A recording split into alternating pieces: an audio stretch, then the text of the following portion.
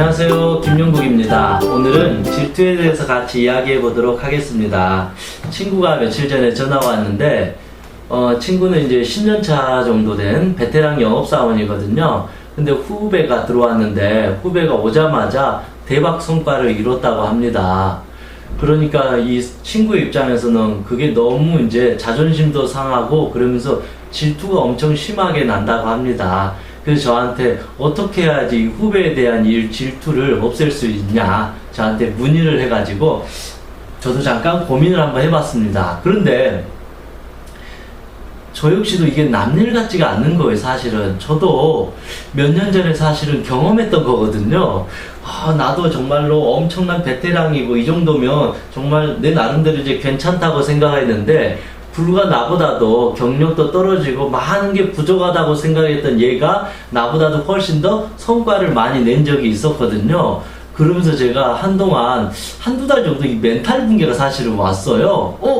나도 내 마음을 잘 다스린다고 했는데 그렇게 자부를 했는데 실제로 그 어떤 경쟁에서 제가 눈에 보이는 이 경쟁에서 내가 좀 졌다고 생각하니까 엄청나게 스트레스를 받았던 적이 사실은 있었습니다. 그래서 그 시간을 제가 잘 돌이켜보면서 나도 질투의 마음이 엄청 심하구나. 그러면서 제 마음을 조금씩 들여다보면서 그 몇 달 만에 다시 이렇게 벗어나는 그 과정을 제가 보면서 정말로 이 질투에 한번 빠지면 아주 헤어나기가 어렵구나. 저도 이제 몇 달 동안 그것 때문에 아주 몸서리 칠 정도로 고통을 받아본 입장에서 친구의 그 고민을 충분히 공감을 저도 하고 있습니다. 그래서 제가 완벽하게 저 역시도 이 질투라는 감정에서 벗어날 수가 없습니다. 인간 자체는 어차피 항상 누군가와 비교를 하게 돼요. 그리고 보이지 않게 이 경쟁을 하기 때문에 결국은 항상 질투를 느낄 수밖에 없다. 그래서 어느 정도 적당한 질투는 우리의 삶의 활력소가 되고 동기부여가 되지만 과한 어떤 질투는 결국은 내 삶을 파괴시킨다. 그래서 어떻게 해야지 질투를 벗어날 수 있는지 하나씩 알아보도록 하겠습니다. 첫 번째 그냥 질투의 정의, 질투는 무엇인가? 결국은 그거예요. 내가 원하는 것을, 내가 갖고자 하는 것을 저 사람이 갖고 있다라는 것이죠. 내가 원했는데 저 친구가 저걸 갖고 싶은 거예요. 나도 공부 잘하고 싶었는데 공부 잘하는 친구가 부러워요. 질투해요. 시기해요. 미워 죽겠어요. 나도 예뻐지고 싶었는데 저 친구가 예뻐요. 나 잘생기고 싶었는데 저 친구 잘생겨요. 나 외제차 몰고 싶었는데 저 친구 외제차 몰아요. 나 명문대 가고 싶었는데 저 친구 명문대 다녀요.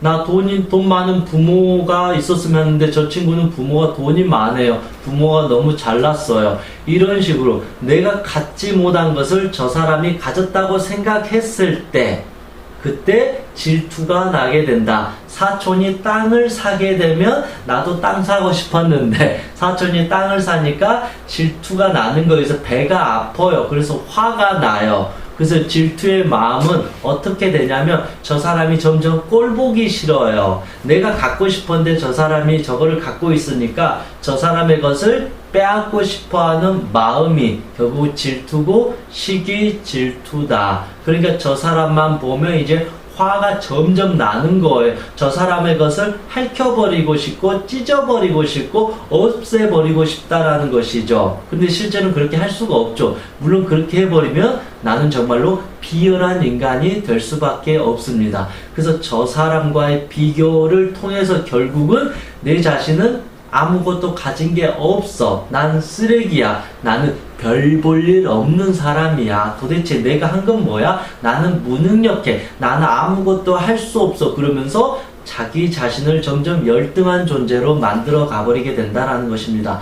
저 역시도 제가 스스로 자존감을 많이 높였다고 생각했는데 어느 순간 제가 누군가를 비교하면서 질투를 해버리면서 제 자신을 어느 순간 별로 별 볼 일 없는 인간처럼 에이 나는 별거 없구나. 난 정말 내가 잘했다고 생각하는데 별거 없구나. 나도 무능력하구나. 나는 쟤에 비해서는 한참 뒤떨어진 인간이구나 라는 이런 자격지심에 빠지면서 어느 순간 제 자신을 비참한 인간으로 제가 만드는 저를 보면서 질투라는 심리는 아주 무섭구나. 그래서 질투는 저 사람을 평생 미워하게 되고 분노하게 되고 심지어는 저 사람의 것을 찢어버리거나 없애려고 하는거나 살쾡이처럼 계속 저 사람을 공격하게 된다. 그게 첫 번째 질투의 패턴이에요. 근데 차마 이렇게 하면 나쁜 인간이 되니까 그 살쾡이처럼 이 핥히는 이 발톱을 누구한테 가느냐? 내 심장한테 가서 이렇게 나를 핥힌다는 거죠. 내 못생긴 얼굴을 핥힌다는 것이죠. 지방내가 내 학벌을 찢어버리고 싶다라는 것이죠. 돈 없는 나를 그냥 없애버리고 싶다라는 거죠. 무능력한 나를 이 바보야 하면서 이렇게 뺨을 때리고 싶다라는 것이죠. 형편없이 산 내 삶을 저주하고 한탄하고 나는 별 볼 일 없는 인간이라고 결국은 핥혀버리면서 내 삶을 파괴하게 된다라는 것입니다. 생각보다 이 질투는 남의 것을 부러워하는 어떤 누구나 갖는 그냥 보통적인 심리인데 이게 심해지게 되면 다른 사람을 파괴하거나 아니면 결국은 최종적으로 내 자신의 삶을 파괴할 정도로 아주 무서운 것이다. 결국은 다른 사람이 가지고 있는 것에 대해서 분노를 느끼는 것을 결국은 언젠가는 내 자신한테 화를 느껴. 왜 나는 저걸 못 가졌을까? 왜 나는 못생겼을까? 왜 나는 돈이 없을까? 왜 나는 멍청할까? 왜 나는 불행할까? 왜 나는 좋은 집이 없을까? 왜 나는 차가 없을까? 왜 나는 사회생활을 못할까? 그런 식으로 자기 자신을 학대하고 미워하면서 자기의 삶을 서서히 짓밟게 된다. 망가뜨리게 된다라는 것이죠. 그래서 절대 이것만큼 하지 말아야 된다. 저 역시도 그렇게 제 스스로 전문가라고 했는데 어느 순간 남과의 비교를 통해서 경쟁했졌다고 생각하는 순간부터 제 자신을 그렇게 학대하고 미워하는 저를 보면서 아, 이 질투의 심리는 아주 무섭구나. 그냥 쉽게 넘어갈 문제가 아니라는 것입니다. 그래서 이 질투가 났을 때 우리는 어떤 행동적인 패턴을 보이느냐 간단하게 볼게요. 내가 누군가를 통해서 질투를 느꼈을 때 하수는 어떻게 인간관계를 하느냐. 그래서 제가 처음에 말했잖아요. 그 사람을 파괴하기 위한 생각이나 말과 행동을 하게 된다. 내가 직장 상사인데 부하 직원이 나보다 더 인정을 많이 받아요. 더 잘났어요. 더 뛰어나요. 그러면 직장 상사 입장에서 이렇게 할 수 있는 거죠. 쓸데없이 막 갈군다는 거죠. 퇴근하라고 해야 되는데 막 내가 10시까지 남아서 야근해버리는 거예요. 그러면 이 후배가 눈치 봐서 퇴근을 못하게 된다라는 것이죠. 후배가 아무리 보고서를 잘 냈는데도 기분이 안 좋잖아요. 너는 이것도 못해. 너는 맞춤법도 못 맞춰. 넌 도대체 할 줄 아는 게 뭐야? 넌 내가 그렇게 가르쳐줬는데 이 바보야, 멍청이야. 넌 그러려면 때려쳐. 이런 식으로 인신공격을 해요. 쓸데없는 어떤 흠을 잡아서 왜 그러냐면 털어서 먼지 안 난 사람은 없어요. 그래서 무서운 갑질을 해가지고 결국은 직장 생활에서 결국 못 버텨서 퇴사를 하게끔 만들어버린다라는 것이죠. 가끔씩 그런 것들도 있잖아요.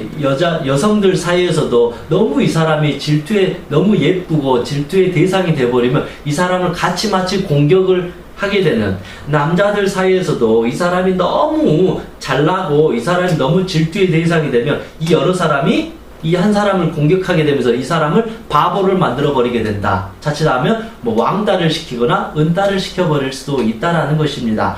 그래서 이 질투를 느꼈을 때 하수는 공격적으로 자기의 분노를, 근데 이게 공격적으로 분노를 표출한 것 같지만 냉정하게 보면 이거는 참 비열한 짓이다. 비열하게 갑질을 하고 인신공격을 하고 이 사람의 단점을 긁어가지고 이 사람의 자존감을 완전히 찢어지게 만들어서 이 사람을 비참한 인간으로 만들고자 하는 마음이다. 왜냐하면 이 사람이 나보다 이렇게 더 높잖아요. 그런데 내가 이렇게 높아질 수 없잖아요. 그러니까 계속 화가 나잖아요. 질투가 나잖아요. 그럼 내가 유일하게 가장 비열하게 할 수 있는 짓이 무엇이냐? 이 사람의 것을 내려버리는 거예요. 이 사람을 인신공격하고 비방하고 이간질하고 이 사람의 약점을 들추어서 이 사람을 찢어가지고 내가 있는 곳으로 내려오게 만든다는 것이죠. 이거는 저는 질투는 저 역시도 느끼고 모든 사람도 느낄 수 있는데 그 질투로 인해서 한 사람의 삶을 파괴하는 그 하수 같은 인생을 살지는 않아야 된다. 그건 사실은 비열한 짓이다. 두 번째, 중수는 어떠하냐? 중수는 어찌 보면 이게 보통 사람일 거예요. 저 역시도 어찌 보면 중수 정도 될 거예요. 속으로 마구마구 질투한다. 속으로 저 사람을 미워한다. 근데 속으로는 저 사람을 미워하지만 자신의 공격성이나 분노나 그런 치사한 마음은 차마 드러내지 않는다. 대부분 우리가 한 중수 정도 된 것 같아요. 근데 중수가 돼도 그렇게 좋은 건 아니에요. 이 사람을 공격하지 않는 마음은 그래도 아주 잘한 거고 자기 마음을 잘 컨트롤한 건데, 문제는 뭐냐면 중수는 속에서 화병 들어요. 다른 사람을 비난하고 공격은 안 하지만 나는 왜 이 모양이야? 나는 내 인생 잘못 살았나 봐. 난 아무것도 할 줄 몰라. 에이, 나는 내 자신이 비참해. 난 내 자신이 초라해.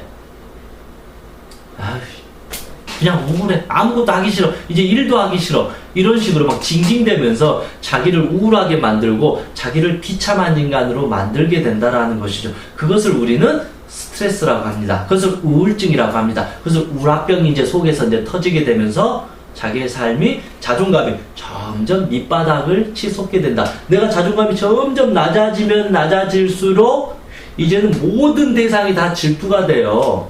그래서 여러분, 질투의 그 속성이 무엇인지, 원인이 무엇인지 아세요? 질투의 원인은 낮은 자존감이에요. 사실은요. 진짜 저 사람이 대단해서 질투한 거 아니에요. 사실은요. 저와 여러분의 자존감이 낮아서 질투한 거다. 그래서 내 자존감이 높으면 결코 질투하지 않습니다. 그래서 제가 예전에 질투했던 제 삶을 보니까 이거는 사실 질투의 문제가 아니라 내 자존감이 낮아서 쓸데없이 그 사람을 질투하고 미워했던 것이다. 그래서 질투할 시간에 무엇을 해라? 내 자존감을 무럭무럭 결국 높게 만드는 게 더 좋다라는 것입니다. 마지막으로 이제 고수는 어떻게 하냐? 이건 뭐 성인들이나 이제 할 수 있는 이제 행동인 것 같아요. 저 사람이 어떤 예쁘고 좋은 부모 만나고 돈을 많이 벌고 명문대 다니고 저 사람이 가진 능력과 장점, 저 사람의 성공을 함께 기뻐해주고 웃어주고 박수 쳐줘라. 그런데 뭐 물론 우리가 성인이 아니기 때문에 사실 함께 즐거워하는 것까지는 사실 어려울 겁니다. 그래서 저는 그렇게 말을 하고 싶어요. 굳이 함께 즐거워하는 것까지는 어렵다라면 최소한 그의 어떤 성과 정도는 인정해주고 존중해주라. 그게 가장 합리적인 태도이다. 건강한 태도이다. 그러면 최소한 그 사람의 가진 것을 화를 내거나 미워하진 않아도 된다.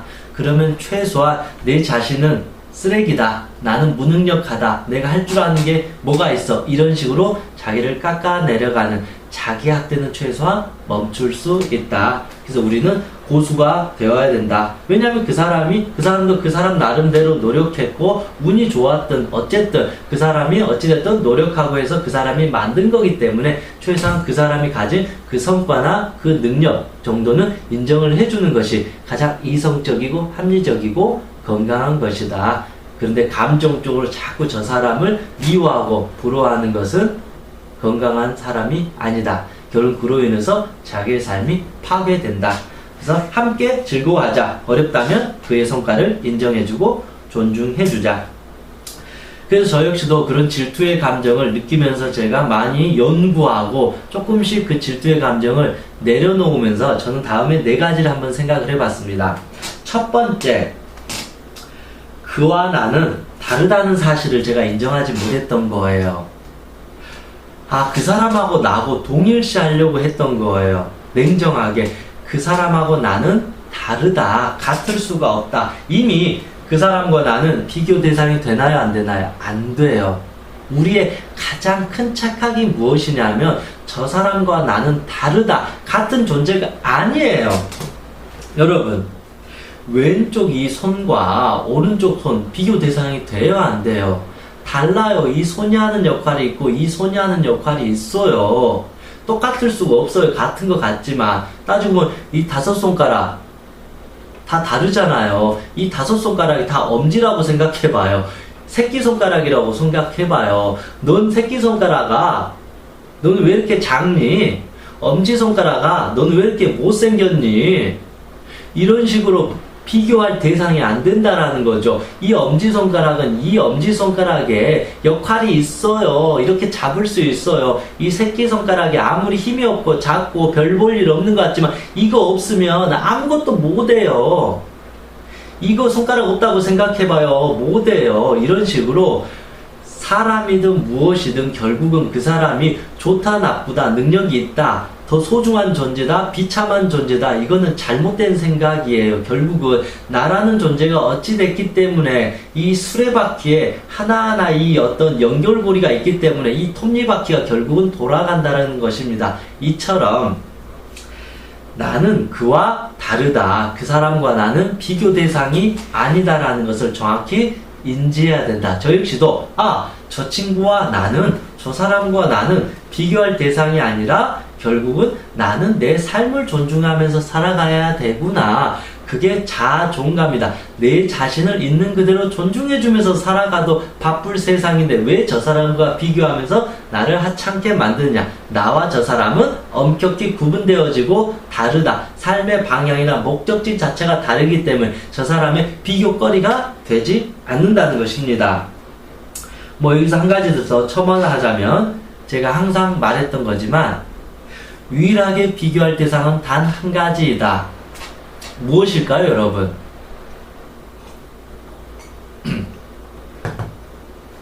유일하게 우리가 비교해야 될 대상은 단 한 가지, 당신의 어제와 비교해서 더 멋진 오늘을 만들자. 그것이 나를 존중해주는 길이라고 생각합니다. 그래서 더 이상 그 친구와 나는 다르다. 그래서 비교할 대상이 되지 않는다. 그래서 이제는 떠나보내도 된다. 이제 두 번째로는 겉으로 드러난 성과가 다가 아니다. 그렇잖아요. 우리는 당장 눈에 보이는 이게 다라고 생각을 하는데 겉으로 드러나는 것이 결코 다가 아니다. 이 사람이 지금은 엄청나게 성과를 이루었지만 이게 영원하지가 않잖아요. 언젠가는 오르막길이 있으면 내리막길이 있어요. 내가 지금 밑바닥을 긴 것 같지만 더 지금 열심히 씨앗을 뿌리면 나중에는 엄청난 열매를 얻을 수 있다라는 것입니다. 그래서 당장 눈앞에 보이는 것에 일희일비하지 마라.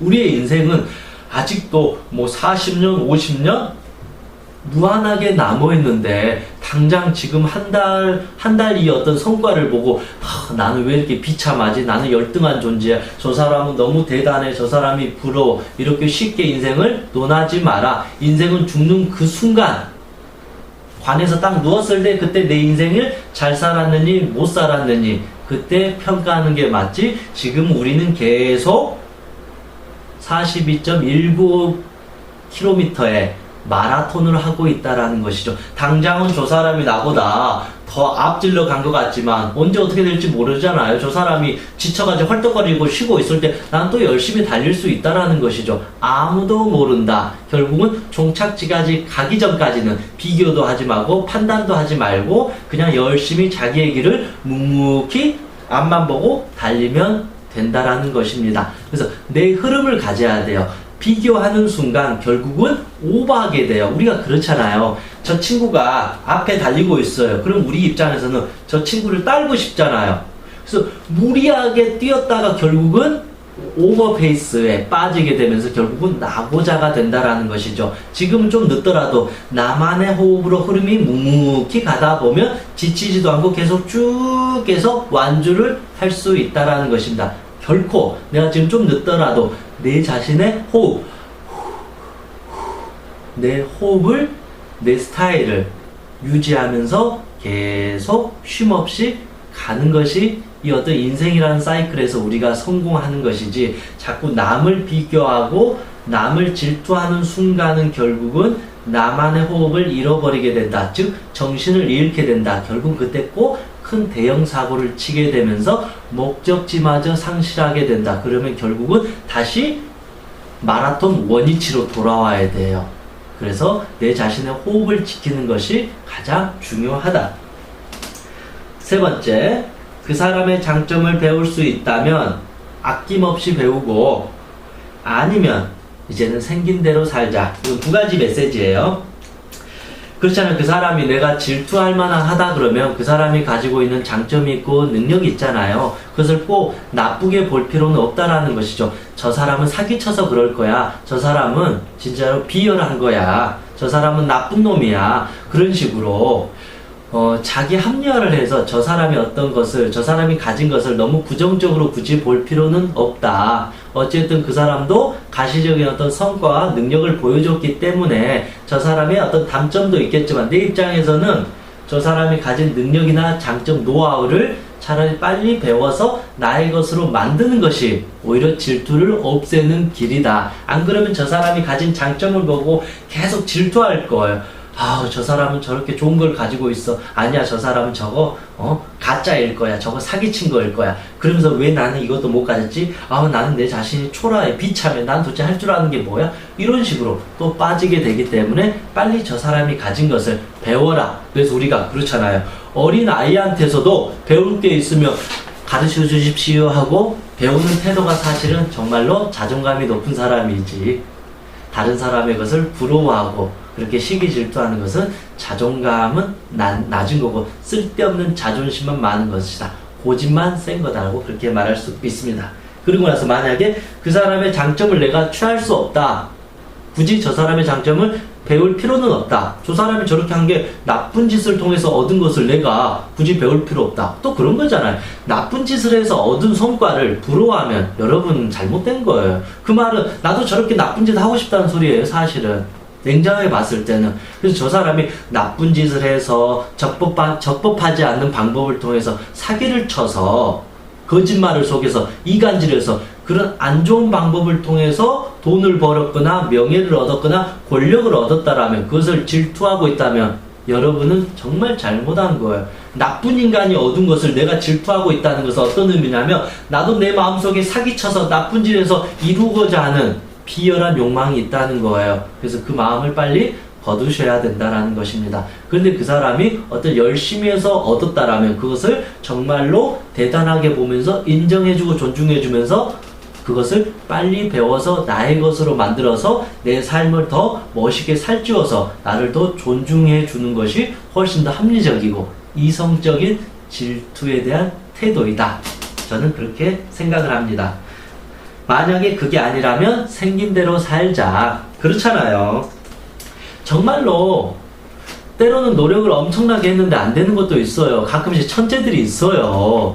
저는 그래요. 저는 노력이 최고라고 생각하는 주의예요. 그래서 미치도록 노력하면 저는 이룰 수 있다는 게 제 마지막 신념이자 확신이에요.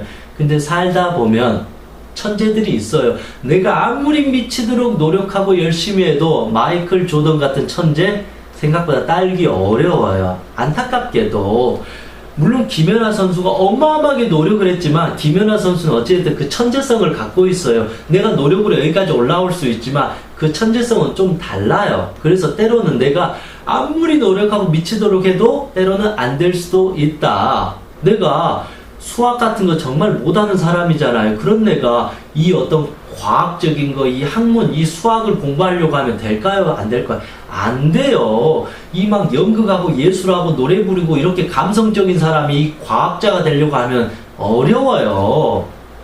이 논리적이고 분석적이고 이 수학 문제 푸는 걸 좋아하는 사람이 이 어떤 영적인 세상, 어떤 보이지 않는 이 세상을 느끼고 막 노래를 부리고 이 감성을 표현한다는 것도 어렵다라는 것이죠. 이처럼 내가 때로는 못할 수도 있다. 그래서 내가 안 되는 건 안 되는 거다. 그래서 때로는 생긴 대로 살자. 그냥 만족하면서 사는 것도 괜찮다. 내가 되지도 않는 걸 자꾸 저 사람의 것을 부러워하면서 만들려고 하는 것 자체가 스트레스다. 그냥 내가 가진 장점을 더 개발시켜서 조금 늦더라도 그거 열심히 개발시켜서 그것만 이루어도 내가 먹고 사는 데는 정말 지장이 없다라는 것입니다. 이제 마지막으로 쓸데없는 곳에 에너지 낭비하지 말자. 저도 질투를 하면서 몇 달 동안 좀 고통을 받고 고민을 한번 해본 결과 답이 이거였어요. 결국 내가 미쳤구나. 쓸데없는 데 에너지를 낭비했구나. 지금 이 어떤 치열한 세상, 이 오리도 겉으로는 웃고 있지만 속으로는 엄청나게 지금 이 살비에서 발버둥을 치고 있는 것처럼 때로는 우리의 삶도 이 보이지 않는 이 치열한 경쟁이에요. 내가 일하지 않으면 우리 굶어 죽어야 돼요. 그렇잖아요. 돈이 없으면 사실 이 무더운 날씨에 선풍기나 에어컨도 못 튼다는 거 엄청나게 고통일 수 있어요. 그래서 우리는 보이지 않는 이 경쟁 속에 결국은 내몰려 있고 이 경쟁을 결국은 해야 되는 거예요. 그러기 위해서는 열심히 살고 더 땀을 흘리고 더 피와 땀을 흘려야 되는데 지금 그래도 지금 부족할 시기예요. 경제도 안 좋고 그만큼 힘들잖아요. 내가 정말로 흙수저라면 지금 누군가를 부러워하고 지금 질투할 시간이 없다는 거예요. 더 하루라도 열심히 해서 더 물장구를 10번, 100번 더 열심히 쳐야만이 나는 이 위에 떠 있다라는 것이죠. 저는 이 사실을 너무 부정적으로 보는 게 아니라 그만큼 힘든 환경이니까 더 열심히 해서 좀 물에 좀 평온하게 뜰 수 있도록 해야 되는데 지금 그래도 부족할 이 시간에 우리는 저 사람을 질투하고 미워하고 부러워하고 저 사람만 쳐다보고 있어. 지금 그럴 시간에 지금 빨리 나만의 마라톤을 뛰어가지고 나만의 가시적인 성과를 만들어도 지금 부족하고 안타깝고 화나는 세상인데 질투하지 말자. 그래서 우리가 죽도록 노력할 자신 없으면 제가 그때 제 자신한테 그랬어요. 영구가 야 죽도록 노력할 자신 없으면 차라리 질투조차도 하지 말자. 아니 너의 것을 가지고 더 열심히 하면 될 거를 괜히 쓸데없이 질투해가지고 몇 달 동안 멘붕이나 빠져가지고 정작 내 하는 일에 집중도 못하고 흐름을 다 놓쳐버린 그런 제 자신을 보니까 너무 속상하고 화나고 안타까우면서 아이고 내가 쓸데없는 질투에 빠져가지고 내 소중한 시간을 낭비했구나. 그럴 시간에 더 지금 내가 하고 있는 거 더 열심히 해가지고 더 열심히 해서 성과를 만들면 될 거를 쓸데없이 에너지 낭비를 했구나. 저는 그래서 이 네 가지를 결국은 정리를 하면서 더 이상 질투라는 감정은 쓸모가 없구나. 그래서 결국은 질투는 우리에게 동기부여가 되지 않습니다. 결국은요. 언젠간 질투가 나를 핥히게 돼요. 결국은요. 그래서 질투라는 감정 따위는 결국 애초에 좋지도 않습니다. 그래서 시작조차도 하지 말고 내 삶을 내가 내 자신을 존중해주면서 내 꿈을 향해서 묵묵히 이렇게 살아가다 보면 내 삶이 훨씬 더 행복해지고 그렇게 열심히 내 삶에 집중하니까 당연히 일도 잘 될 것이고 성과도 많이 얻게 될 것입니다. 그 자존감은 점점점 올라가지게 됩니다. 저는 그렇게 생각을 합니다. 물론 제가 말씀드린 게 정답은 아니지만 질투에 빠지게 되면 여러분은 많은 것을 잃게 될 것입니다. 그래서 내 자신을 있는 그대로 존중해주면서 열심히 살자. 마지막으로 탈무드의 명언이 하나 있는데 이거를 소개해드리고 마치도록 하겠습니다. 만난 사람 모두에게서 무언가를 배울 수 있는 사람이 이 세상에서 제일 현명하다. 이 말은 만난 사람 모두에게서 나보다 많은 가진 사람들을 부러워하고 질투하는 사람은 이 세상에서 가장 어리석은 사람이다. 그래서 배울 수 있는 자는 행복해지고 지혜로워지겠지만 배우지 못하고 질투를 하는 자는 어리석어지고 불행해질 수 있다. 저 역시도 그런 어리석고 불행한 삶을 오랫동안 살아왔고 누군가를 많이 시기하고 질투해서 얻은 것이 하나도 없었다. 유일하게 얻은 것은 나에 대한 비참함만 얻었다. 그래서 이젠 더 이상 질투하지 말고 내 삶을 더 아름답게 건강하게 최선을 다해서 꾸려가는 것이 가장 질투를 대하는 건강한 태도다. 저는 그런 생각을 해봅니다. 이상 행복체면사 청명이었습니다.